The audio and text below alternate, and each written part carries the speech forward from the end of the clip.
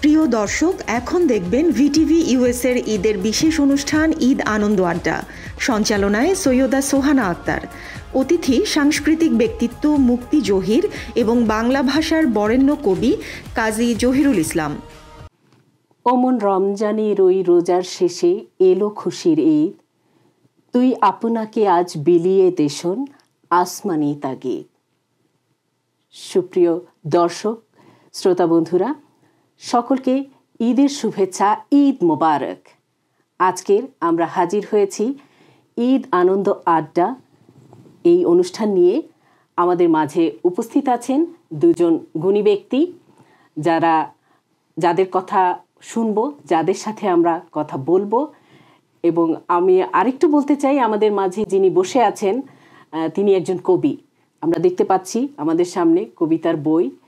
তিনি তার কবিতার বই থেকে আমরা কবিতা শুনবো এবং তার সাথে আছেন তার অর্ধাঙ্গিনী মুক্তি জহির। তিনি আমাদেরকে আবৃত্তি করে শোনাবেন এবং সাথে সাথে আমরা তার কাছ থেকে গানও শুনবো। আমরা শুনেছি তিনি গান করেন। তো শুধু দর্শক মণ্ডলী, আমরা আজকের হাজির হয়েছি, আমি আবারও বলছি, হাজির হয়েছি ঈদ আনন্দ আড্ডা নিয়ে। আমরা প্রথমেই শুনতে চাইব মুক্তি জহিরের কাছে একটি কবিতা, কাজী জহিরুল ইসলামের বই থেকে যদি তিনি একটি কবিতা পাঠ করতেন। অনেক ধন্যবাদ সোহানা আপনাকে, ধন্যবাদ ভিউয়ার্স টিভিকে আজকে আমাদের এখানে আমন্ত্রণ জানানোর জন্য। সবাইকে ঈদ মোবারক।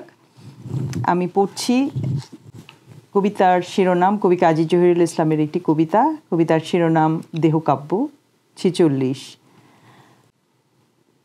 তোমার ঠোঁটে আগুন জ্বলে, আমার চোখে ভয়, আমরা দুজন এই পৃথিবীর পুরনো বিস্ময়। অন্ধকারে লুকিয়ে রাখো চোখের নীল আকাশ, ভুলেই গেছো সেই আকাশে আমার বসবাস। যেদিন তোমার মেঘ ভেঙে জল বর্ষা নেমে এলো, আমার গৃহ তখন থেকে শুধুই এলোমেলো। আমি কোথায়, আমি নাকি ওখানে তো তুমি, আমার এখান ওখান জুড়ে তোমার গোয়ার তুমি। তুমিও তো তোমার ভেতর পাওনি, তুমিও তো তোমার ভেতর পাওনি খুঁজে তল, তোমার নদীর ঢেউয়ে ঢেউয়ে আমার গোপন জল। ধন্যবাদ। অনেক সুন্দর, অনেক সুন্দর, অনেক ভালো লাগলো। আপনার কবিতা পাঠের যেই বাচনভঙ্গি, যেই উপস্থাপন, অনেক সুন্দর হয়েছে। অনেক আমার দর্শক নিশ্চয়ই আনন্দ পেয়েছেন আপনার কবিতা শুনে। এবং সেই সাথে সাথে বলবো, এত চমৎকার কবিতা জহির ভাই লেখেন, আসলে যে কেউ যদি পড়েন তার ভেতরের অভিব্যক্তিটা আসলে বেরিয়ে আসে। অনেক ধন্যবাদ জহির ভাই। আপনার লেখালেখি নিয়ে একটু কথা বলতে চাই। আপনার ভেতরে যে এই যে লেখালেখির যে একটা প্রতিভা আছে, এই প্রতিভাটা কি ছোটবেলার থেকেই আপনি উপলব্ধি করেছেন, না আপনার যত বড় হচ্ছেন, যত পড়াশুনো করছেন তত এটা আসলে কিভাবে আর কি শুরুটা হয়েছে? ক্রিয়েটিভ রাইটার যারা, তারা পড়াশোনা করে ক্রিয়েটিভ রাইটার হওয়া যায় না। এখন মানে নান্দনিক সাহিত্যটা হয়তো পড়াশোনা করে করা যায়, প্রবন্ধ লেখা যায়, কিন্তু সৃজনশীল সাহিত্য যেটা হলো কবিতা কিংবা মৌলিক গল্প উপন্যাস, এই জিনিসগুলো খুব পড়ে টোরে কেউ বড় লেখক হতে পারে না। আমার মনে পড়ছে এখন কবি আল মাহমুদ আমার কিছু কবিতার উদ্ধৃতি দিয়ে লিখেছিলেন যে এই রকম পংক্তি রচনার জন্য কবি হয়ে জন্মাতে হয়। সো এইটা অনেক পরে, তখন আমি পুরোদস্তুর কবি হয়ে গেছি তারপরে, কিন্তু ছোটোবেলা থেকে আমার কাছে মনে হইতো যে মানে আমি হয়তো ওই যখন থেকে লিখতে শুরু করি, আমি ক্লাস 4-5 থাকতে লিখতাম, মানে ওগুলার সংরক্ষণে নাই, কিন্তু যখন এসএসসি কিংবা আরেকটু পর এসএসসি পরীক্ষা হয়ে গেল, তখন থেকে একেবারে মানে বলা যায় যে মনে হচ্ছে যে আমি কলম আমার হাতে আসলেই লেখা শুরু হয়ে যাবে। তখন থেকে ইনস্টিটিউশনালাইজ হয়ে গেল লেখালেখি, মানে ঢাকার সমস্ত পত্রপত্রিকা লিখতে শুরু করলাম। তো তখন মনে হতো যে আমি এখন লেখক হয়ে উঠেছি, কিন্তু আল মাহমুদ যখন ওই কথাটা বলল যে কবি হয়ে জন্মাতে হয়, তখন আমার রিয়েলাইজেশনটা চেঞ্জ হয়ে গেল। আসলে আমার মনে হয় মাহমুদ ভাই ঠিকই বলেছেন যে কবি হয়ে আসলে জন্মাতেই হয়। মানে জন্মের পরে কেউ চেষ্টা করে কবি হতে পারে না, হয়তো তার বিকাশটা ঘটে পরে, কিন্তু জন্ম থেকে একজন মানুষ কবি, যিনি কবি তিনি জন্ম থেকেই কবি থাকেন, তার ভেতরের সেই শক্তিটা আল্লাহই দিয়ে দেয়। হ্যাঁ, এটা একটা ন্যাচারাল ব্যাপার। কবিতা লেখার বিষয়টা খুব ন্যাচারাল একটা ব্যাপার। চেষ্টা করলে বাংলা সাহিত্য পড়ে কিংবা ইংরেজি সাহিত্য পড়ে, পৃথিবীর শ্রেষ্ঠ কবিতা পড়ে, কবিতার ব্যাকরণ শিখে টিকে একজন মানুষ প্ল্যান করলে যে আমি এখন থেকে কবি হব, কবিতা লিখবো, তিনি কিছু লিখতে পারবেন, কিন্তু কবি হয়ে উঠতে পারবেন কিনা, সেগুলো কবিতা হবে কিনা, সেটা আমার মনে হয় এটা একটা ন্যাচারাল প্রতিভা। তো সেইটা আমার মনে হয় যে আমার জন্ম থেকেই সেটা ছিল, এবং পরবর্তীতে আমি সেটা হয়তো টের পেয়েছি এবং এই লাইনে আমি কাজ করেছি। আস্তে আস্তে এটা শানিত হয়েছে, যত পড়েছি যত লিখেছি তত শানিত হয়েছে। গ্রাম ব্যাকরণ শিখে, যেমন চর্যাপদের কবিরা, চর্যাপদের কবিতাগুলো আমরা যদি পড়ি, বাংলা ভাষার প্রথম কবিতা, আজ থেকে 1300 বছর আগের লেখা কবিতা, সেগুলো যদি পড়ি আমরা দেখবো যে এগুলা মাত্রাবৃত্ত ছন্দে লেখা হয়েছে, কিন্তু মাত্রাবৃত্ত ছন্দের অনেক ভুল আছে সেগুলোর মধ্যে, কারণ তারা ন্যাচারাল প্রতিভা থেকে লিখেছে, তারা ওই চর্চা করে গ্রামার শিখে তারপর লেখে নাই, যেখানে 100% কারেক্ট না। গাণিতিক শুদ্ধতা যদি দেখে 100% কারেক্ট না।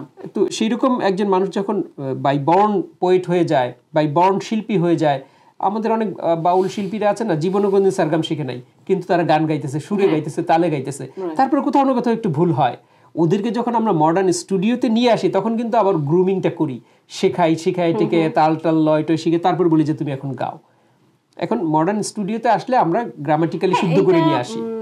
অনেক আমি তাদের নাম এখানে বলবো না, বাট তা বাংলাদেশে এরকম অনেক শিল্পী আছেন যারা বিভিন্ন কম্পিটিশনের মাধ্যমে উঠে এসছে। তাদের ভিতরেও এরকম ছিল যে হ্যাঁ, আসলে গ্রামাটিক্যাল যে শেখাটা হয়তো কারো কাছ থেকে শুনে শিখেছে, বা রেডিও টেলিভিশনে শুনে শিখেছে, বা হয়তো ইনস্ট্রুমেন্ট দেখেছে, বাট হয়তো ওরকম প্র্যাকটিস হয়নি। বাট একটা পর্যায়ে তারা যখন, আপনি বললেন যে গ্রুমিং এর বিষয়, যখন একটা স্টুডিও একটা প্ল্যাটফর্ম পেয়ে যায়, তখন ওই বেসিক যে গ্রুমিংটা ওইটা স্টার্ট হয়, কিন্তু তার ভেতরে থেকেই যায়, তার ভেতরে আছে বিধায় সে ওই প্ল্যাটফর্মে পা দেওয়ার ব্যাকরণগত শিক্ষাটা তাকে পরিশীলিত করে, কিন্তু ন্যাচারাল প্রতিভাটা থাকতে হয়, সেটা না থাকলে ওই জায়গাটা যাওয়া যায় না। তো সেটা আমি মনে করি যে আমার লেখালেখির ন্যাচারাল বিষয়টা এটা বাই বর্ণই ছিল, তারপরে হয়তো পরবর্তীতে যত পড়েছি, যত চর্চা করেছি, তত এটা পরিশীলিত হয়েছে। আচ্ছা আচ্ছা, আমি ওইটাই বলেছি যে কখন আপনার ভিতরে আপনি টের পেলেন যে একটা কবি। আমি যখন ক্লাস 4 এ পড়ি, তখন আমার এটা আমি অনেক ইন্টারভিউতে বলেছি, ক্লাস 4 এ যখন পড়ি তখন গ্রামে আমার মামারা যখন তামাকের চারা লাগাচ্ছিলেন, তো ওইটা হাত নেড়ে এরকম তামাকের চারা, আমার কাছে মনে হচ্ছে বার্ডস উঠছে, এরকম লাগাচ্ছে, আবার লাগাচ্ছে, আবার একটা, এরকম হাতগুলো এমনভাবে নাড়ছিল যে পাখি উঠছে, এত সুন্দর লাগতেছিল দৃশ্যটা। তো আমি ওইটা দেখে আমি সবসময় খাতার পেন্সিল নিয়ে ঘুরতাম আর কি। আচ্ছা আচ্ছা, ক্লাস 4 এ যখন পড়ি তখনই আমি লিখেছিলাম একটা কবিতা, হাত নেড়ে তামাকের চারা লাগায় কজন চাষি, বট ছায়া তলে কে বসে বাজায় অমন মধুর বাঁশি। পাশেই শ্মশান ঘাট ছিল, ওখান থেকে বাঁশি বাজাচ্ছিল, কেউ ভেসে আসছিল। তো এই শুনে একটা লম্বা লিখছিলাম, ওটা তার মনে নাই, 2টা লাইন অনেক ইন্টারভিউ দিতে এখন মনে আছে আর কি। না, ভালো লাগলো আপনার সেই ছেলেবেলার যে কবিতাটা, মানে সত্যি এটা অনেক উপভোগের একটা বিষয়। আর আপনি যথার্থই বলেছেন, আসলে চাইলেই লেখা যায় না, এটা সত্যি কথা। চাইলেই কলম থেকে কথা ফুটে ওঠে না। মানে মননশীল লেখাগুলো হয়তো চাইলে লেখা যায়, যেটা বললাম যে প্রবন্ধ, কিন্তু সৃজনশীল লেখাগুলো লেখা যায় না। লেখা যায় না। সুপ্রিয় দর্শক, আমরা ঈদ আনন্দ আড্ডায় আছি, আমরা আড্ডা দিচ্ছি দুজন গুণী ব্যক্তির সাথে। সেই সাথে সাথে আমরা আছি আজকের এই ঈদের আনন্দকে ভাগ করছি। আপনাদের ঈদ আনন্দ আমরা উপভোগ করতে পারছি, আপনারা যারা দেখছেন আমাদেরকে, শুনছেন আমাদেরকে, তারাও আমাদেরকে উপভোগ করছেন। আমরা আবারও ফিরে যেতে চাই মুক্তি জহির আপনার কাছে। আমি শুনেছি আপনি কবিতা পাঠ করেন, আবৃত্তি করেন, আপনি সাথে গানও করেন। শুনেছি আপনি রবীন্দ্রসঙ্গীত গাইতে খুব ভালোবাসেন। যদি আমাদের সাথে আমাদের দর্শকদেরকে যদি একটু আপনার সুরেলা কণ্ঠের 2টি লাইন যদি শোনাতেন। অনেক ধন্যবাদ। আমিও শুনেছি আপনি অনেক ভালো গান করেন, এবং সেই গান আমি শুনেছি, আমি প্রতিষ্ঠিত শিল্পী। আমি চেষ্টা করি, আমি আমার ভালো লাগা থেকে গান করি। আমি আমার কোনো ওরকম কোনো প্রাতিষ্ঠানিক শিক্ষা আমি গ্রহণ করিনি গানের ব্যাপারে আসলে। তো আমার ভালো লাগে তাই গাই, সবাই অনেকে পছন্দ করে, বলে যে হ্যাঁ খালি গলায় ভালোই হয়। তো আমি 2-1 লাইন শোনাতে পারি।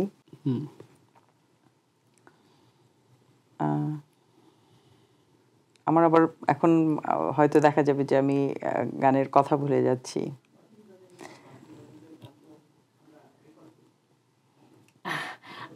আপনার যতটুকু মনে আছে ওই জায়গা থেকে আমরা আজকের আমরা আড্ডা দিচ্ছি। এখানে আমরা গানের কোনো প্রাতিষ্ঠানিক যে আসর মিউজিক্যাল ইনস্ট্রুমেন্ট নিয়ে বসিনি, আমরা জাস্ট গল্প। আমি সেটা দিয়ে গাইতেও পারবো না, আমি চেষ্টা করছি। সেই কণ্ঠে শুনতে চাই। চাঁদের হাসির বাঁধ ভেঙেছে, উছলে পড়ে আলো, ও রজনী গন্ধা তোমার গন্ধ সুধা ঢালো, চাঁদের হাসির বাঁধ ভেঙেছে,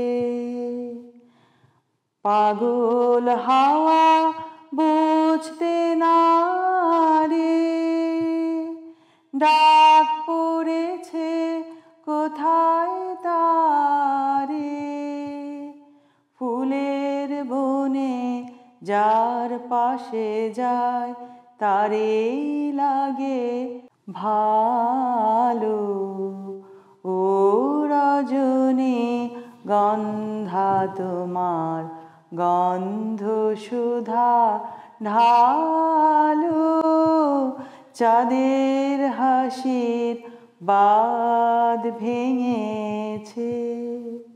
অনেক সুন্দর, অনেক সুন্দর। আপনার পাশে যিনি বসে আছেন সে আনন্দিত, সে থামস আপ করেছে, আমার দর্শকও দেখে নিল। সত্যি আমার তো ভালো লাগে, আমার মুক্তি খালি গলায় গান করে এটা আমার ভীষণ প্রিয়, আমার খুবই ভালো লাগে।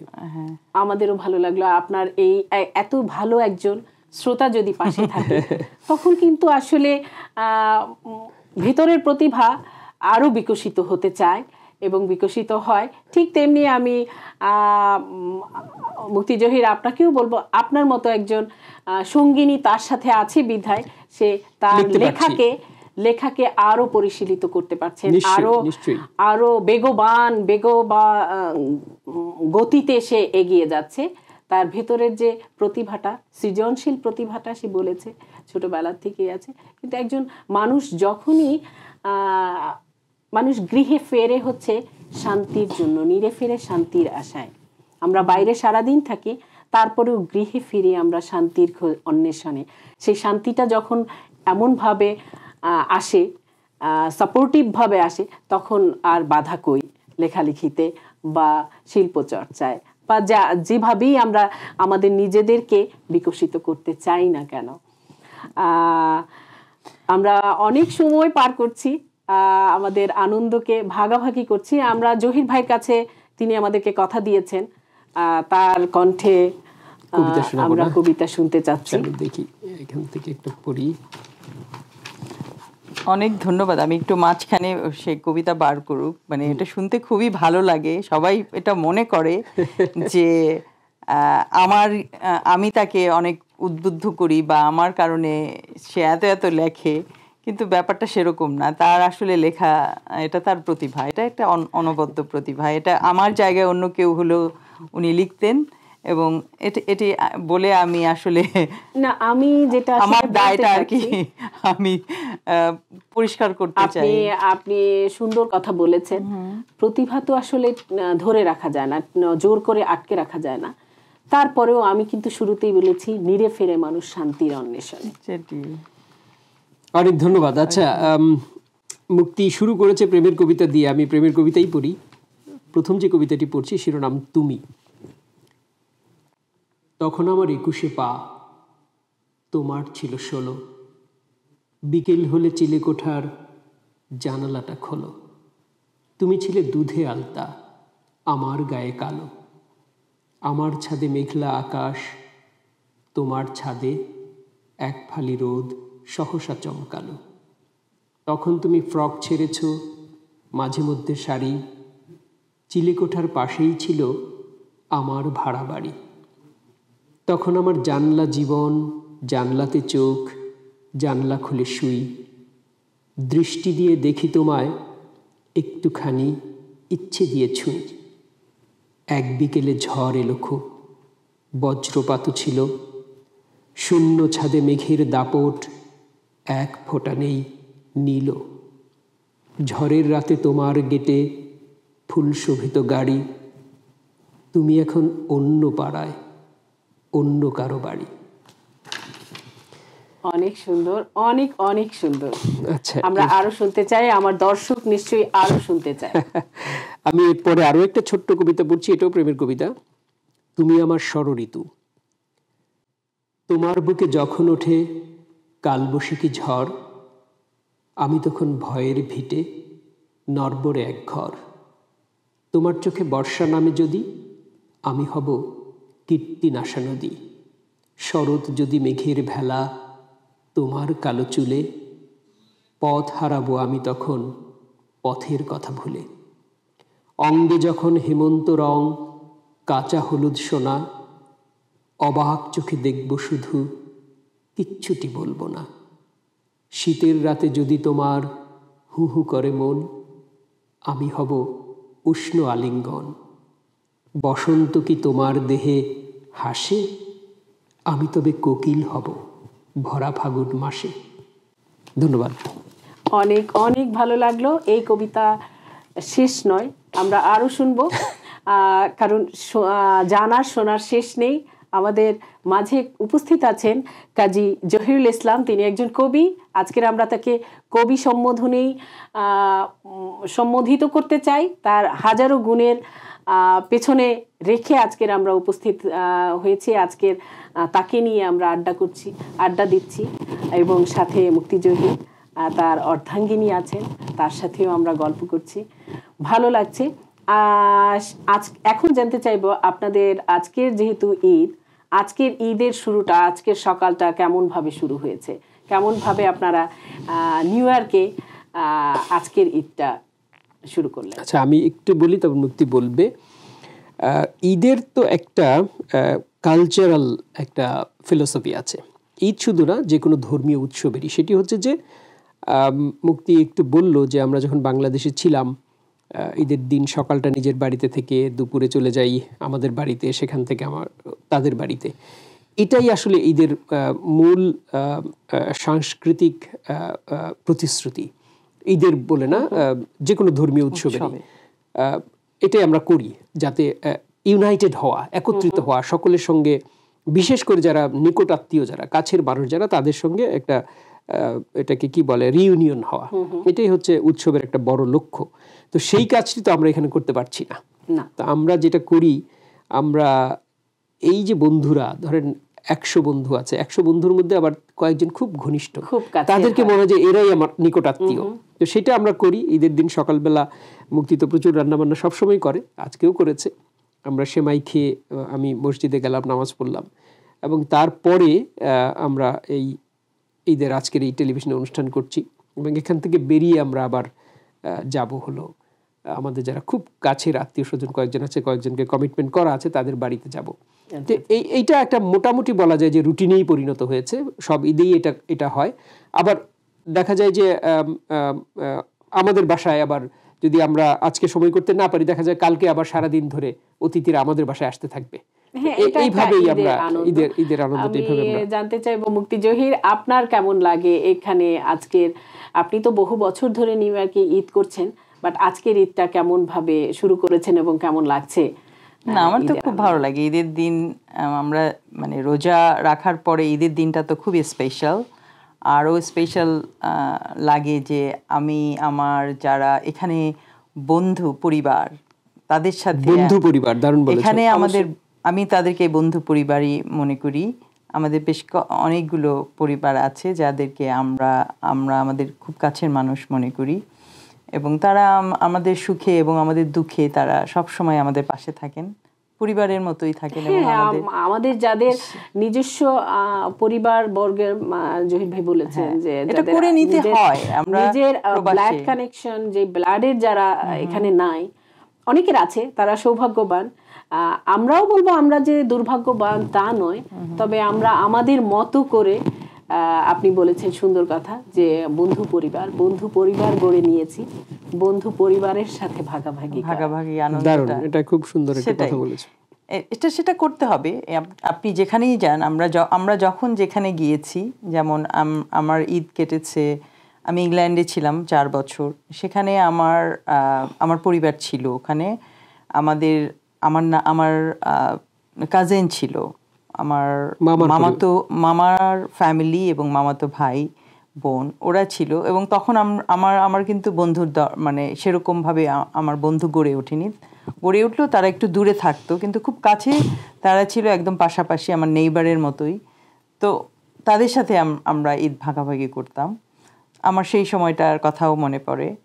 এবং আমি যখন আইভরি কোস্টে আমরা যখন ছিলাম, তখন আবার আমাদের কলিগ যারা ছিলেন, ইভেন্ট কলিগ ওখানে, তাদের সাথে বিভিন্ন ভাষাভাষীর কলিগ, শুধু বাঙালি না, সব ভাষাভাষী কলিগ যারা ছিলেন, তাদের সাথে আমরা ঈদ উদযাপন করতাম।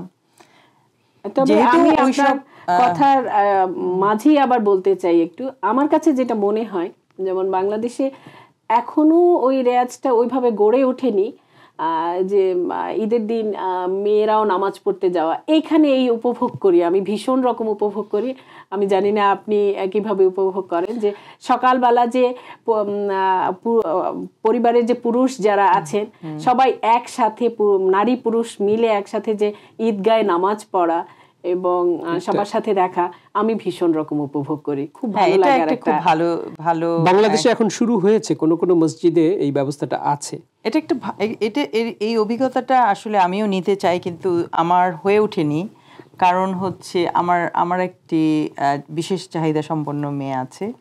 তো দেখা যায় যে আমরা দুজনেই চলে গেলে, আর মানে তাকে আসলে আমরা দেখার জন্য, সেজন্য আমি মনে করি যে আমি বাসায় থাকি, এবং সবসময় জহির এবং আমার যখন ছেলে ছিল, আমার ছেলে এবং জহির, আমি ওদেরকে পাঠাতাম, এবং আমার কাছে মনে হতো যে আসলে ছেলেদের নামাজ পড়াটাই তো আমার রেওয়াজ, তাই না? বাংলাদেশে আমরা যেভাবে, সেটাই ফেস্টিভ আমি মনে করি। কিন্তু আমি যদি বাড়তি সুযোগটা পাই, তখন আমি অবশ্যই করব, যদি কোনোদিন হয়, আমি অবশ্যই সবার সাথে নামাজ পড়বো ইনশাআল্লাহ মসজিদে, সেই আশা করি। কিন্তু সেটার জন্য আমার কোনো অনুতাপ নেই। আমি মনে করি যে আমাদের ছোটবেলা থেকে আমি যেভাবে ঈদ পালন করেছি, আমি সব সময় দেখেছি আমার বাবা মসজিদে গিয়ে নামাজ পড়তেন, এবং মসজিদ থেকে আসার পরে আমরা সবাই তাকে সালাম করতাম। আমি এই কথাই আসতে চাচ্ছিলাম। আমি জানি না এখানে সবাই এটা করে কিনা, আমি এটা প্র্যাকটিস রাখছি বা করার চেষ্টা করি, এবং আমার মনে হয় আমি আমার জায়গা থেকে যতটুকু করব, আমার বাচ্চা আমার কাছ থেকে ততটুকু শিখবে। এবং আমি দেখেছি আমার 3 ভাই এবং আব্বা, এরা যখন সকালবেলা নামাজ পড়তে যেতেন, নামাজ পড়ে সবাই পাঞ্জাবি টুপি পরে ফিরে আবার যখন বাসায় আসতো, আম্মা আমার বাসায় এরকমই ছিল যে আব্বা নামাজ পড়তে যাওয়ার পরে আম্মা গোসলটা সেরে ফেলে, কাপড় চোপড় চেঞ্জ করে, নতুন ঘরে তোলা কাপড় বা ঈদে আব্বা যেটা দিতেন ওটা পরে অপেক্ষা করতো ওদের আসার জন্য। আসার পরে প্রথমেই আমার আম্মা যেটা করতেন, আমার আব্বাকে সালাম করতেন, এবং তারা কোলাকুলি করতেন দোস্তুর মতো। এরপরে আমার আব্বা আমার আম্মাকে ঈদ সালামি দিতেন, এরপরে আমাদেরকে সালামি দিত, এবং আমরা ওইভাবেই সালাম করতাম। এটাই বেশিরভাগ সালাম করতাম। এবং মজার বিষয় ছিল, আমার আম্মা হাউসওয়াইফ ছিলেন, বাট আমার আম্মা যে ঈদ সালামিটা পেতেন, ওই সালামি থেকে আমাদের 4 ভাই বোনকে ঈদ সালামি দেয়া। তো এটা ভীষণ উপভোগ করি, আমি নিজেও চেষ্টা করি এবং করি আমার হাজবেন্ডকে সালাম করা, যে এবং আমি বলি ঈদ সালামি আমাকে দাও, কোথায় আমার ঈদ সালামি? তখন ও মাঝে মধ্যে বলে সবই তো তোমার, তুমি চাকরি করো, সবই তো তোমার কাছে।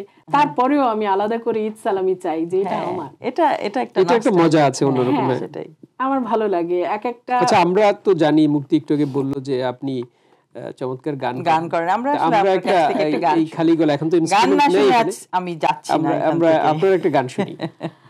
আজকের আমরা হাজির হয়েছি আপনাদেরকে শুনবো বলে, আপনাদের সাথে কথা বলবো বলে।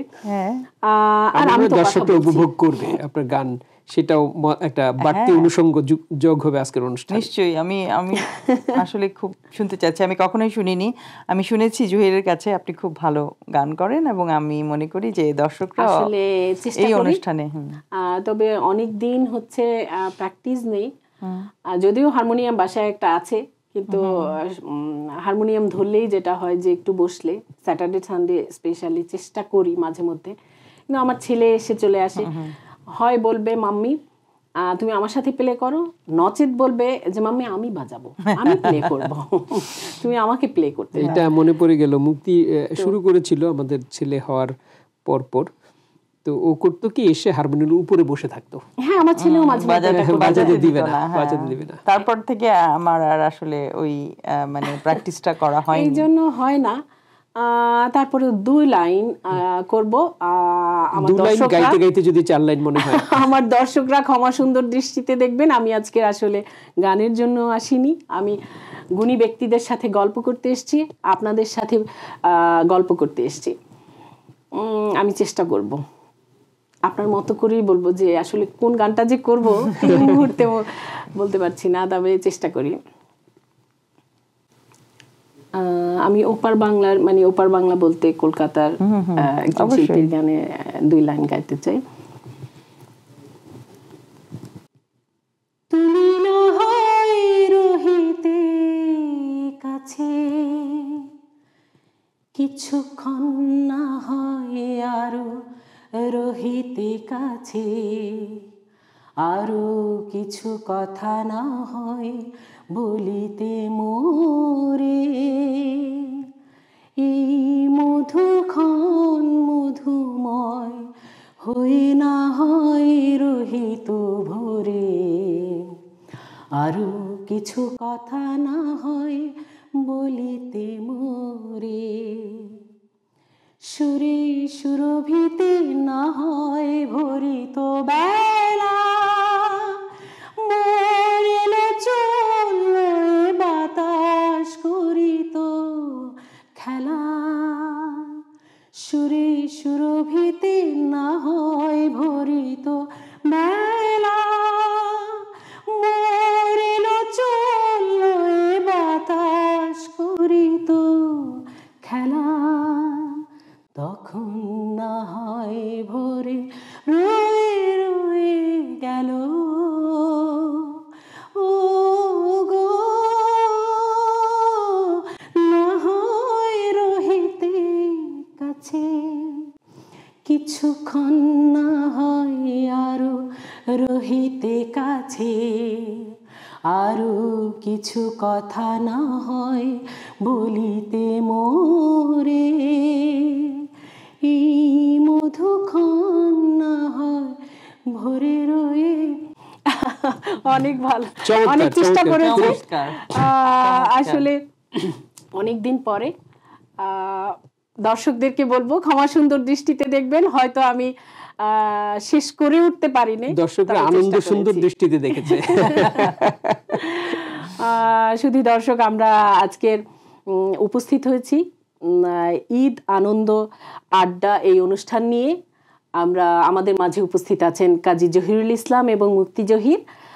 তাদের কথা শুনছিলাম, তাদের শিল্প চর্চা, শিল্প সাহিত্য নিয়ে কথা বলছিলাম, ঈদের আনন্দ নিয়ে কথা বলছিলাম।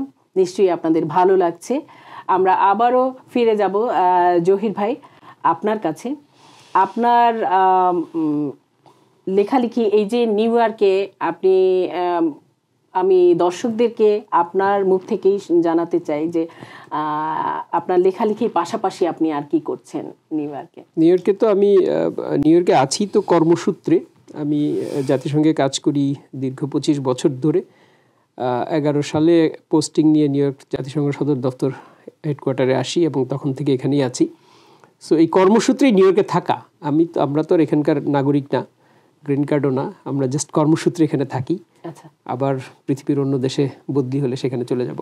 আচ্ছা। তো নানান দেশে থেকেছি, তারই পার্ট হিসেবে নিউ ইয়র্কে থাকছি। নিউ ইয়র্কে কত বছর ধরে আছেন? 2011 সালে এসেছি আমি, তো 14 বছর, অনেক লম্বা সময়। সম্ভবত আমি আর মানে এটা তো জাতিসংঘের চাকরিগুলো এমন যে অ্যাপ্লাই করতে হয় অন্য জায়গায় কাজ করার জন্য। যেমন নিউ ইয়র্কে আমি যখন আসছি, এখানে আমি অ্যাপ্লাই করে এখানে এসেছি। সো আমি আর অন্য কোথাও যাওয়ার জন্য অ্যাপ্লাই করব না আমার নিজে থেকে, যদি প্রতিষ্ঠান আমাকে জোর করে কোথাও না পাঠায়। সো আমি এখান থেকেই রিটায়ার করবো সেই পরিকল্পনা আছে। কাজেই আরো বেশ কিছু বছর নিউ ইয়র্কে থাকবো বলে আশা করছি, যদি বেঁচে থাকি। ইনশাআল্লাহ। আমরাও আপনাদের দুজনকেই সত্যিকার অর্থে হারাতে চাই না। নিউ ইয়র্ক আপনাদেরকে নিয়েই এগোতে চায়। বিশেষ করে আমরা যারা বাঙালি কমিউনিটির যারা আছি, আমরা গুণীদেরকে হারাতে চাই না, গুণীদেরকে সাথে নিয়েই পথ চলতে চাই, এগোতে চাই। আমরা আরো একটু জানতে চাইবো, আমরা আপনাদের দুজনের গল্প শুনেছি, আপনার একটা মেয়ের গল্প শুনেছি, ছেলের গল্প শুনেছি, আপনার সন্তানরা কে কোথায় কি করছেন, যদি আমাদেরকে একটু শেয়ার করতেন। আমাদের দুটো সন্তান। আমার বড় ছেলে, ও প্রতিষ্ঠিত, ওর নিজের ফ্যামিলি আছে, ফ্লোরিডাতে থাকে, ওর একটা বিজনেস আছে। সেই বিজনেসে সে নিজেই এটার সিইও। আচ্ছা আচ্ছা। সে দাঁড় করিয়েছে নিজের চেষ্টায় সম্পূর্ণভাবে। সে ইঞ্জিনিয়ারিং পড়াশোনা করেছে, কিন্তু সে ইঞ্জিনিয়ারিং আর করেনি, কারণ সে চেয়েছে যে সে নিজে কিছু করবে, এবং সে সেটা করতে পেরেছে। এই জন্য আমরা মানে খুবই আনন্দিত যে সে তার জীবনে নিজের চেষ্টায় নিজের একটি প্রতিষ্ঠান দাঁড় করিয়েছে, এবং সেই প্রতিষ্ঠান দিয়ে সে অনেক মানুষকে, হাজার হাজার মানুষকে সে লাইফ চেঞ্জ করে দিচ্ছে, লাইফ চেঞ্জ করছে। সে হচ্ছে লাইফ কোচ। আচ্ছা, এটি তার একটি বিশেষত্ব। এবং সে যখন বলেছে যে যখন সে ইঞ্জিনিয়ারিং করেছে, সে মেকানিক্যাল ইঞ্জিনিয়ারিং বস্টন ইউনিভার্সিটি থেকে সে করেছে, গ্রাজুয়েশন করেছে। করার সময়ই সে একটি জব অফার পেয়েছে খুব একটি মাল্টিন্যাশনাল কোম্পানিতে, কিন্তু সেই আমেরিকান একটা কোম্পানি, বড় কোম্পানি, $30 বিলিয়ন একটা বড় কোম্পানি, এবং অনেক ভালো হাইলি পেইড একটা জব পেয়েছে। তো সে, আমি বলবো, হ্যাঁ, তো সে তখন 3rd ইয়ার কমপ্লিট করে আর কি সেই জবটা পেয়েছিল। পরে সে যখন 4th ইয়ারে মাঝামাঝি আসছে, ওদের কন্ডিশন ছিল তুমি পাশ করে এসেই জয়েন করবা। সো অনেক ভালো জব, জয়েন করার সঙ্গে সঙ্গে আবার 10,000 না 20,000 বোনাস দিবে, বোনাস নাকি দিবে, এসব স্যালারি অনেক। তো সে 4th ইয়ারে যখন প্রায় কাছাকাছি শেষের দিকে চলে আসছে, ফেব্রুয়ারি মার্চের দিকে, হঠাৎ সে তার মাকে ফোন করে বলে, আম্মু আমি জব অফারটা রিফিউজ করছি, ফিরিয়ে দিচ্ছি। তখন আমি বললাম, এত ভালো চাকরি পাশ করে আগেই পেয়ে গেছে, মানুষ পাশ করে চাকরি খোঁজে, তুমি এটা ফিরিয়ে দিবা কেন? তো সে আমাদেরকে বোঝালো যে আমি আসলে I don't see myself to work somebody else 9 to 5. I will work for myself. Okay. So তো কি করবা? তো সে বোঝালো যে সে এরকম লাইফ কোচ হবে, তার সে একটা কোর্স ডেভেলপ করতেছে, ওই কোর্সটা সে মানুষকে করাবে, তাতে করে মানুষের জীবন বদলে যাবে। তো আমরা ভাবলাম যে এইসব তো হবে, কবে এইটা দাঁড়াবে, কি হবে না হবে, একটা আনসার্টেনিটি, তুমি এটা কেন করবা? সে নানান জনের কথা বলে তো স্টিভ জব, বিল গেটস, এইসব বলে ওরকম তো মিলিয়নে একজন হয়, বলে why not I am one of them, আমি কেন মিলিয়নে একজন হতে পারবো না? তারপরে যাই হোক, আমাদের সাথে অনেক এই বিষয়ে তর্ক বিতর্ক হয়েছে। তার মা প্রথম থেকেই ব্ল্যাঙ্ক চেক দিয়ে দিচ্ছে, ছেলে যা করতে চাই করুক। তো আমি একটু বলছিলাম যে না, এইদিকে যাও, ওইদিকে যাও, ওইদিকে যাও। অ্যাকচুয়ালি একজন বাবা মায়ের যে সন্তানকে নিয়ে যে সিকিউরিটির একটা চিন্তা, ওই জায়গা থেকে যে কবে এস্টাবলিশড হবে আর কবে। আমি একটু বলি, আমরা তো এশিয়ান প্যারেন্ট, আমরা একটা বিদেশে, আমরা একটা প্রবাসী জীবন কাটাচ্ছি, এখানে আমরা আউটসাইডার, তাই না? আমরা একটা ফরেনার। তো আমাদের তো আসলে এই মাটি, এইখানকার কালচার কোনো কিছুই আসলে আমাদের নখদর্পণে না, এবং আমরা একেবারে একটা এগেইনস্ট দ্য উইন্ড আমরা আমাদের লাইফটাকে এখানে প্রতিষ্ঠিত করছি, তাই না? সব কিছু করে আমরা আমি বলবো যে আমরা আমাদের কথা, মানে আমাদের যে পরিস্থিতি, যে পরিস্থিতির ভিতর দিয়ে আমরা যাই, আমাদের সন্তানরা তার থেকে একটু বেটার এই দেশে এসে মানে ওরা ফিল করে, ফ্যাসিলিটিটা ওরা একটু বেটার পাচ্ছে, কারণ ওরা এখানে স্কুলিংটা করে। হ্যাঁ, কিন্তু আসলে এটা মেনে নেওয়া যে সে একটা নিজে একটা মানে প্রতিষ্ঠান দাঁড় করাবে এবং সে সেখান থেকে তার আর্নিং তার সারা জীবনের মানে সে একটা ফ্যামিলি হবে, আমরা তো ওই দিকটা দেখি যে সে শুধু তার নিজেকে প্রোভাইড করতে পারবে তার ফ্যামিলিকে, হ্যাঁ, দ্য সিকিউরিটি, ফিনান্সিয়াল সিকিউরিটিটা সে সেটা এস্টাবলিশ করতে পারবে কিনা। তো যখন আমরা দেখলাম যে তার একটা সিকিউর জব আছে, সেটাকে রেখে সে হচ্ছে একটা আনসার্টেনিটির দিকে যাচ্ছে এবং তার বয়স তখন খুবই কম, 21 বছর, গ্রাজুয়েশন করেছে একটা ছেলে 21 বছর। এবং সে যখন বলল যে আমি এই চাকরি করব না, আমি কোনো চাকরি করব না, আমি আমার নিজের প্রতিষ্ঠান দাঁড় করাবো এবং আমি নিজের জন্য $90,000 জব রিফিউজ করেছে। এবং সেটা আসলে আমাদের হ্যাঁ আমাদের জন্য শকিং এই কারণে যে আমরা যে ব্যাকগ্রাউন্ড থেকে এসেছি, আমরা সবসময় মনে করি যে হ্যাঁ ওই জায়গা থেকে যে আমাদের ছেলে কি আমাদের ছেলে কি করতে পারবে সেইটা আমরা দেখতে পাইনি। আমরা দেখতে পেয়েছি যে সিকিউরিটি ওয়াইজ তার চাকরিটা নেওয়াটাই হবে। আপনার কথার মাঝে একটা কথা বলতে চাচ্ছি, আমার মনে হয় এটাও একটা বিষয় যে আমরা যারা চাকরিজীবী সন্তানের ছেলে মেয়ে, আমরা কিন্তু চাকরিজীবী পরিবারটা সবসময় সিকিউর ফিল করে একটা জব, একটা চাকরি। বিজনেসের ক্ষেত্রে ওরা কিন্তু একটু ভীত সন্ত্রস্তই থাকে যে ব্যাকগ্রাউন্ডটা আমার বিজনেস না। তারপরে তাকে একটা চ্যালেঞ্জ দিলাম আমি বললাম যে আরেকটু যখন সময় পার হলো, গ্রাজুয়েশন হয়ে গেছে বোধহয় তখন তার একটা ফার্স্ট ক্লায়েন্ট আসলো। কিভাবে ক্লায়েন্ট আসছে আমি জানি না। ক্যালিফোর্নিয়ার একটা ভদ্রমহিলা, কালো একটা ডিভোর্সি 4 বাচ্চার মা, তার নানান রকম সাইকোলজিক্যাল প্রবলেম, সো সেগুলো নিয়ে আসছে। সে বলছে I will solve your problem, তোমাকে আমি তুমি যদি আমার সাথে করো, কথা বলো, তাহলে ঘন্টায় আমাকে $300 দিতে হবে। আর যদি তুমি ইমেলে করো তাহলে প্রতি ইমেলে $150 দিতে হবে। তো সে বললো যে আমার তো অনেক টাকা নাই, তুমি আমাকে 2টা ইমেল দাও। সো 2টা ইমেল দিলে তার নাকি প্রবলেম সলভ হয়ে গেছে। তো এটা শুনে আমরা অবাক হলাম। তারপরে ও বলল যে, আমি বললাম যে ঠিক আছে ফাইনালি তুমি চাকরি ছেড়ে দিস, ওটা রিফিউজ অলরেডি করে দিছে। আমি বলছি ঠিক আছে, তাহলে তুমি এই ব্যবসা যদি করতে চাও তাহলে তোমাকে এই ব্যবসায় আমাকে তুমি আগামী 2 মাসের মধ্যে তুমি $5,000 আয় করে দেখাও। আচ্ছা, একটা চ্যালেঞ্জ দিলাম। তারপরে সে সেই চ্যালেঞ্জটা নিল এবং সে 1 মাসের মধ্যে $20,000 আয় করলো। তো আমি বললাম ঠিক আছে, ইউ ক্যান গো হেড। তারপরে সে তার কোম্পানি রেজিস্ট্রেশন করলো, ফর্ম করলো। ও 6 উইক্সের একটা প্রোগ্রাম ডেভেলপ করেছে, ওর নিজের উদ্ভাবিত একটা কর্মসূচি, একটা প্রোগ্রাম, এডুকেশন প্রোগ্রাম। তো সেই প্রোগ্রামটা সে অনলাইনে সেটা মানুষ করে আর কি। সো প্রোগ্রামটা এমন, আপনি এই পাশ দিয়ে ঢুকবেন, ওই পাশ দিয়ে একটা নতুন মানুষ বেরিয়ে আসবেন 6 সপ্তাহ পরে, এবং তখন আপনার কনফিডেন্স লেভেল এত হাই হবে, আপনি যা করতে চাইবেন তাই আপনি সাকসেসফুল হয়ে যাবেন। তো সেইটা সে করায় আর কি। এবং তার ক্লায়েন্টের সংখ্যা এখন বলা যায় ব্রেইন ওয়াশের মতো। তার ক্লায়েন্টের সংখ্যা এখন 2000-এর উপরে এবং 99% সাকসেস রেট, সবাই সফল। এবং সে যখন, আমি একটু বলি, সে যখন এটা শুরু করেছে তখন কিন্তু এটা এত বেশি মানে আমরাও জানতাম না, মানে এত বেশি ওয়াইড স্প্রেড ছিল না। এখন তো এইরকম অনেকে খুব বেরিয়েছে, মানে বড় বড় সেলিব্রিটি যারা অনেক বেশি সাকসেসফুল, তাদের পিছনে এরকম লাইফ কোচ থাকে। এটা আমরা পরে জানতে পেরেছি। সেই ও শুরু করেছে 2019-এ, হ্যাঁ 19-এ শুরু করেছে, 21 বছর বয়সে। এবং এই জন্য আমরা অত বেশি কনভিন্সড ছিলাম না, কিন্তু তার বাবার সাথে তার অনেক কথা হতো এবং আর্গুমেন্ট হতো। তারপরে আমি এক পর্যায়ে মানে খুবই সে বেশি ফ্রাস্ট্রেটেড ছিল। আমি তার উপরে নোয়িং হিম, আমার ছেলেকে আমি রেস করেছি most of the time. Zahir মানে অন অ্যান্ড অফ, তার তো মানে তাকে অন্য দেশে কাজ করতে হয়েছে। আমি তাকে রেস করেছি, আমি জানি তার কনফিডেন্স লেভেল জানি, তারপরে তার ক্যাপাবিলিটি কি আছে সেগুলো জানি। সেই সব কিছু যখন আমি দেখলাম যে সে জীবনে আমাকে কখনো কোনো ফেলিয়ার সে কখনো হয় না, ফিরে আসেনি। যেটাতে সে ফেলিয়ার হয়েছে সেটাতে সে, যেমন একবার হয়েছে ইংল্যান্ডে, সে হিস্ট্রিতে সে খুবই লো মার্ক পেয়েছে।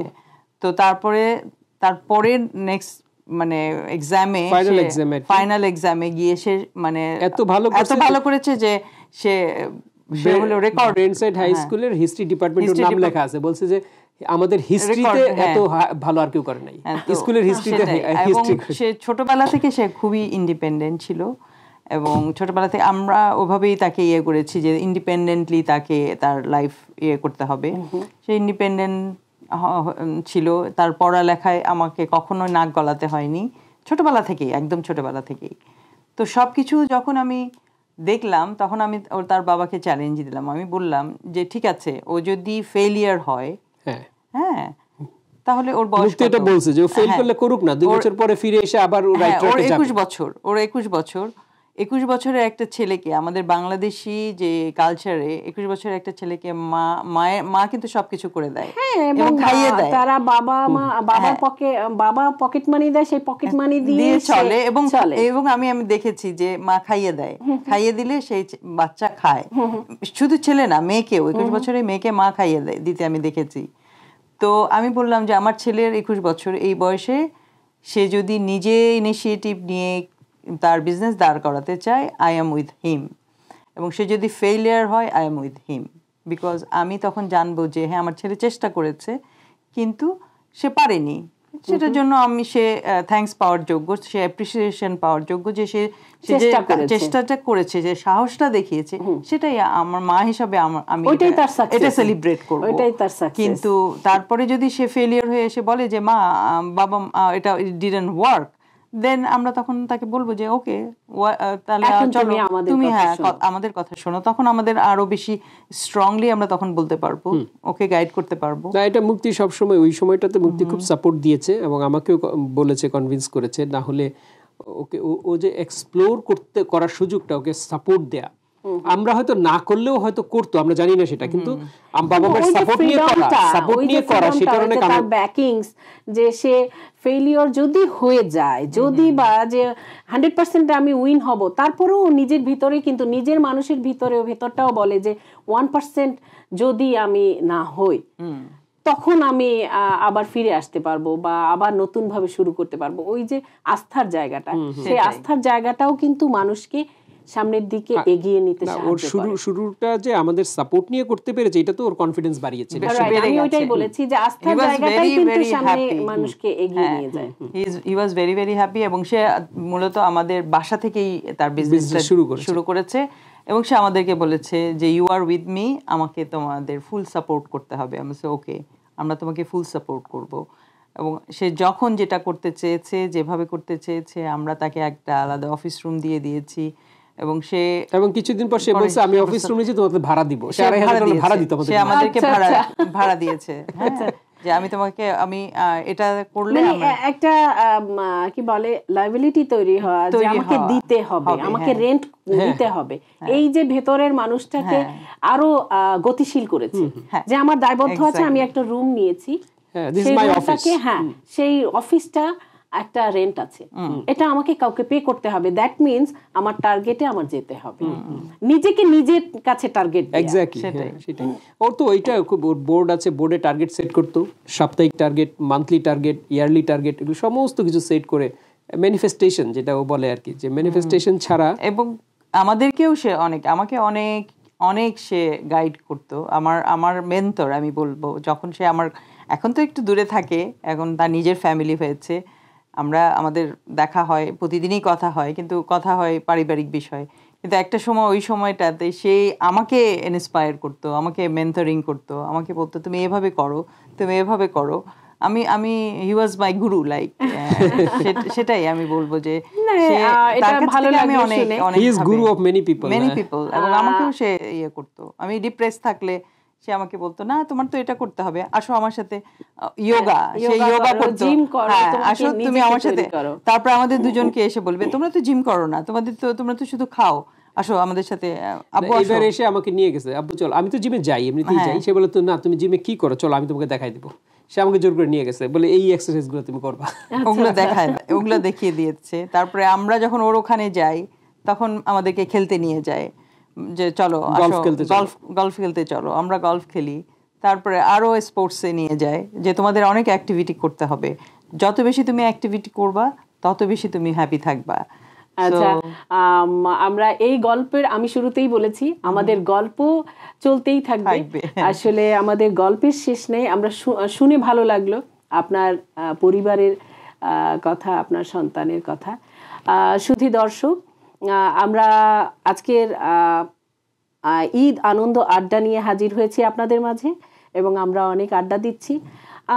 অনেক আড্ডার ফাঁকে ফাঁকে আমরা গান কবিতা করার চেষ্টা করছি, আপনারা উপভোগ করছেন নিশ্চয়ই। আমরা আবারও ফিরে যেতে চাই আর একটা কবিতা শুনবো বলে। মুক্তি জহির, আপনার কাছে আরেকটা কবিতা শুনতে চাচ্ছিলাম। আমরা আমাদের ছেলের কথা বলতে বলতে এত বেশি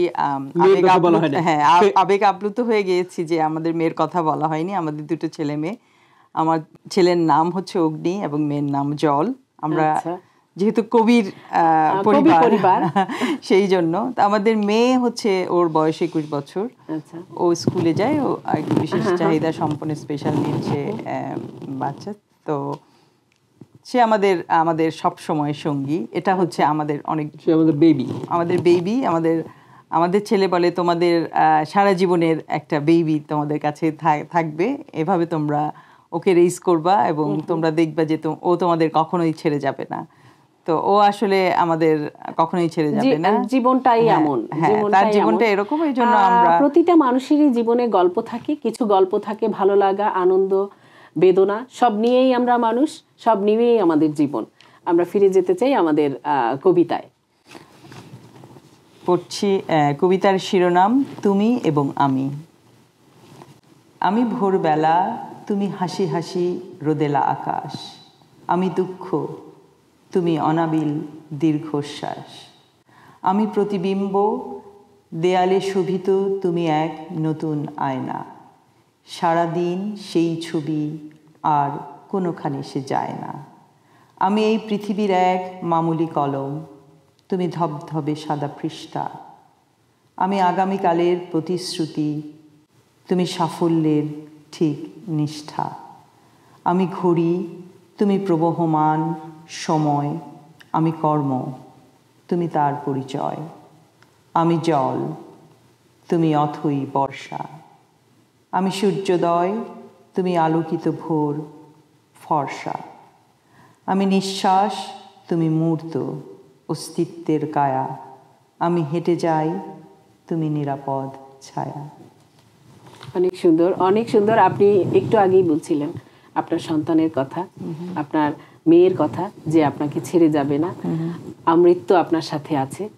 আপনার কবিতাও কিন্তু সেই গল্পই দিয়ে গেল, আমি তোমার ছায়া। তো সে আপনাদের সাথে ছায়ার মতো আছে, আপনারা তার সাথে ছায়ার মতো আছেন। অবশ্যই। জহির ভাই, আপনার কাছে আমি ফিরে আসতে চাই। আজকে যেহেতু ঈদের দিন, ঈদের আনন্দ আমরা ভাগাভাগি করছি। আমাদের আজকের এই অনুষ্ঠানের পরে, আমাদের আজকের এখান থেকে ফিরে যাওয়ার পরে আপনার কি পরিকল্পনা আছে? আপনি কিভাবে আপনার ঈদ আনন্দকে সাজিয়েছেন, ঈদের দিনটাকে সাজিয়েছেন? বললাম যে আমরা এখান থেকে আমাদের বন্ধুদের বাসায় দাওয়াত আছে, কয়েকজনের বাসায় যাবো। একজনের বাসায় তো নিশ্চিত যেতেই হবে, প্রথমেই যাব সেখানে। তারপরে বাসায় ফিরে যাব একটা পর্যায়ে তো থাকে শুধু অন্ধকার, মুখোমুখি বসিব আর বনলতা সেন। বনলতা সেন তো সবসময় সাথেই আছে, তাকে নিয়েই আবার ঘরে ফিরবো। সেই ঘরও আরেকটা বনলতা সেন, ঘরের মায়ায় আমাদের বারবার ফিরে যেতে হয়। তো ফিরে যাব এবং আজকে সারাদিনের এই আনন্দময় ঘটনাগুলো নিয়ে হয়তো কিছু লিখবো।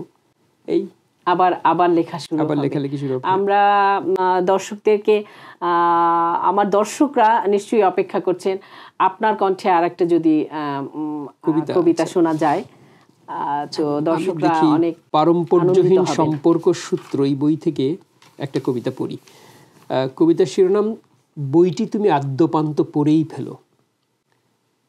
কথা ছিল বইটি তুমি আদ্যপান্ত পড়ে ফেলবে, পড়তে পড়তে রক্তপাতে ভেসে যাবে। রক্তনদী শান্ত হলে, ভয়ের পিঠে সওয়ার হয়ে রাত্রি এলে, সাহস করে নামবে পথে। তখন তোমার সঙ্গী হবে প্রকাণ্ড চাঁদ, সরস্বতীর একখানি স্তন ঝুলে আছে মাথার উপর।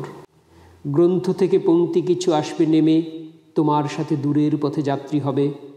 শীতের রাতে কবষ্ণ এক চাদর হয়ে বইটি তোমায় খুব জড়াবে। অন্ধকারে বর্ণগুলো উঠবে জ্বলে, পথ দেখাবে নীল জোনাকি। বইটি তুমি খোলার আগে ওর মলাটে আস্তে করে 2 করতল ছুঁয়ে দিও। এরপরে চোখ বন্ধ করে শব্দ শুনো। হাওয়ার দানব আসছে নেমে, ফুঁসছে নদী, কাঁদছে পাহাড়, হাসছে কিছু নতুন শিশু, ক্রুশবিদ্ধ একবিংশ এই সময়ের প্রেমিক যিশু। গভীরে যাও একটু আরো, জলের নিচে পাথর খুঁড়ে অগ্নিগিরির হৃদয় পোড়া কান্না শোনো। বইটি তুমি আদ্যপান্ত পড়ো, কিন্তু পড়বে বলো? অনেক ভালো লাগলো, অনেক সুন্দর। আমি বিমোহিত হয়ে শুনছিলাম। আমার ভালো লাগে, আমার কবিতা শুনতে পড়তে ভালো লাগে। চেষ্টা করি মাঝে মধ্যে চর্চা করার। আমি শুরুতেই বলেছি এই অঙ্গনকেই আমি আসলে ভালোবাসি। এই অঙ্গনের গুণী শিল্পীদেরকে নিয়ে, গুণী মানুষদের সাথে নিয়ে পথ চলতে আমার ভালো লাগে। তারপরেও বলবো, চলার পথের শেষ নেই। চলতে চলতে আমরা আমাদের আজকের অনুষ্ঠানের একদম দ্বার প্রান্তে পৌঁছে গেছি। আমরা আমার দর্শকদেরকে আবারও শুভেচ্ছা জানাতে চাই। ভিউয়ার্স টেলিভিশনের পক্ষ হয়ে ঈদের শুভেচ্ছা জানাতে চাই, ঈদ মোবারক। আর সেই সাথে সাথে আপনারাও যদি আজকের আবারও বিদায় নিতে চান আমার দর্শকের কাছ থেকে, ঈদের শেষ কথা মুক্তি। ভিউয়ার্স টিভিকে অনেক অনেক ধন্যবাদ আবারও আমাদের এই ঈদ অনুষ্ঠানে আমন্ত্রণ জানাবার জন্য। আর আমি সবাই দর্শকদেরকে আবারও ঈদ মোবারক। আপনাদের ঈদটি খুব ভালো কাটুক এবং সুস্থ থাকবেন, সুন্দর থাকবেন এবং নিরাপদে থাকবেন। ধন্যবাদ। ভিউয়ার্স টেলিভিশনকে ধন্যবাদ, যারা এতক্ষণ দেখলেন। আপনাদের প্রতি কৃতজ্ঞতা এবং ভালোবাসা জানাচ্ছি। সেই সঙ্গে ঈদের দিনে আজকে একটা অনুরোধ আপনাদের করব, সেটি হচ্ছে যে আমরা সবাই, এটা একটা ধর্মীয় অনুষ্ঠান, সেই সঙ্গে এটি আমাদের সংস্কৃতির একটি অবিচ্ছেদ্য অঙ্গ। আমরা সকালবেলা মুসলমান যারা নামাজ পড়তে যাব, কিন্তু ঈদের উৎসবটা সকলের। আমরা আমাদের বাড়িতে জাত ধর্ম বর্ণ নির্বিশেষে আমাদের চেনা জানা আপনজন যারা আছে, বন্ধু যারা আছে, সবাইকে আমন্ত্রণ জানাবো। সবাইকে নিয়ে একসঙ্গে খাবো, আনন্দ করব। ঈদটা যেন আমাদের সকলের আনন্দের উৎসব হয়ে ওঠে বাংলাদেশে এবং পৃথিবীর সর্বত্র।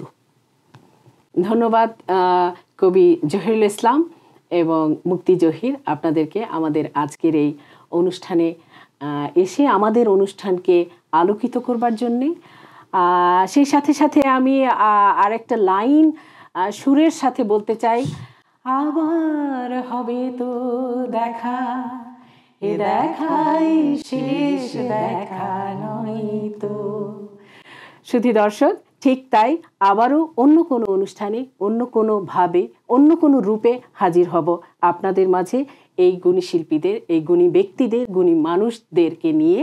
সে পর্যন্ত সবাই ভালো থাকুন, সুস্থ থাকুন। আবারও সকলকে ঈদ মোবারক।